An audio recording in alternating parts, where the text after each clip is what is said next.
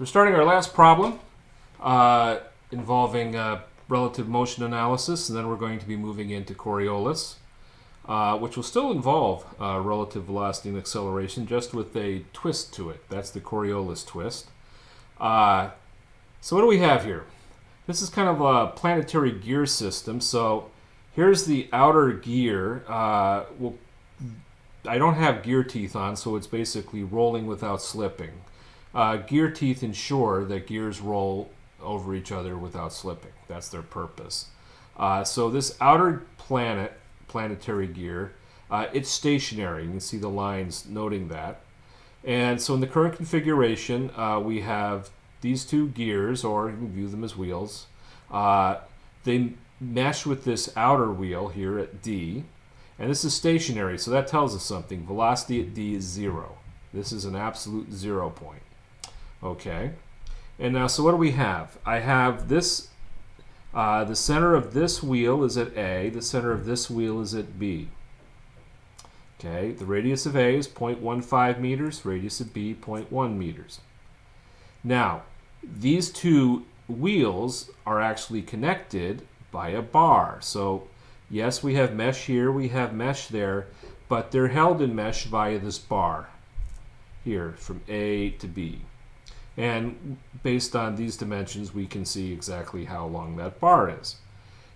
Now note, here in the midst of this bar from A to B, this bar is pinned to ground. So here's what's happening, is you can picture there's a motor basically spinning this bar, as it were, and that makes these things roll, and then they roll around this thing inside. Okay, and so we're given this bar, what the bar is doing, and it's minus 4 radians per second. So translated, this is going clockwise, like so, the bar. And in the midst of that, that makes these things roll with A,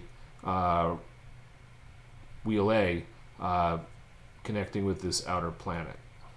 Okay, so we're asked, find omega A, find omega B.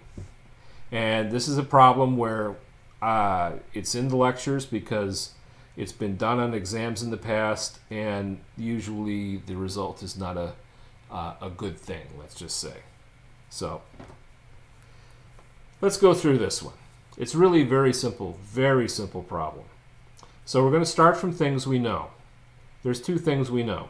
The velocity at O is 0. Also, the velocity at D is 0. Those are the two things we know, and that allows us to start moving through this device. So I'll start from O, where this bar is pinned, and I'm going to go to A, and then I'm going to go to B. So those are the things I'm going to do in turn.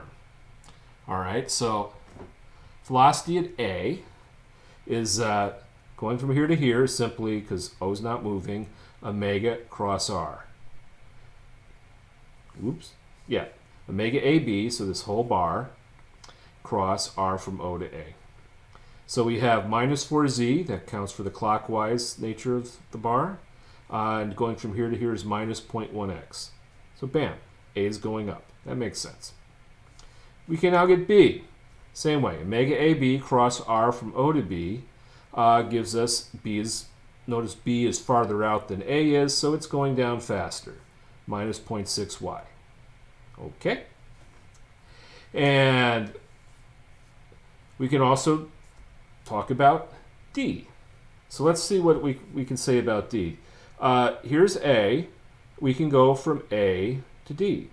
Well, knowing D is 0, so that would be VA, which we know, plus omega A, that's this piece, that's one of the things we want to figure out, R from A to D. All right, so omega A will take it counterclockwise positive, let the sign speak to us, and from here to here is minus 0.15x. One unknown. Solve for it. We get omega A is 2.66 radians per second. So what we're seeing right away is this isn't hard. It's a very simple problem. Start from what you know, go to what you'd like to learn, and then just keep walking through. So we went from here to A, A to D, bam, we know what's happening there. We want to figure out how this thing is rotating. Well, that's pretty simple to do. Here's what we can do. Let's notice I'm calling this point where these two mesh in the middle C. I know A, so I can go through this wheel to B. So point C is not on this bar. Point C is where the two gears mesh. So I can go from A to C. I can go from B to C. And that'll pop out what this is doing. Let's see that happen. So to go to where the gears mesh, I'll go from velocity at A plus omega A cross R from A to C. So we had VA, 0.4y, omega, 2.66z, so counterclockwise, cross. To go from A to C, it's 0.15x. Bam. We know everything in that side of the equation. Now we're going to go from B over to C. And that's going to be the velocity at B plus omega cross R from B to C. We know omega B. We know VB. Said that wrong. We know velocity at B. And so then it's plus omega cross R. We know R from B to C. So we'll solve simply for this one variable. And that's down here. Minus 14 radians per second, meaning 14 radians per second clockwise. And that knocks off this problem. Really very simple problem. And with that, next time we start Coriolis. Till then.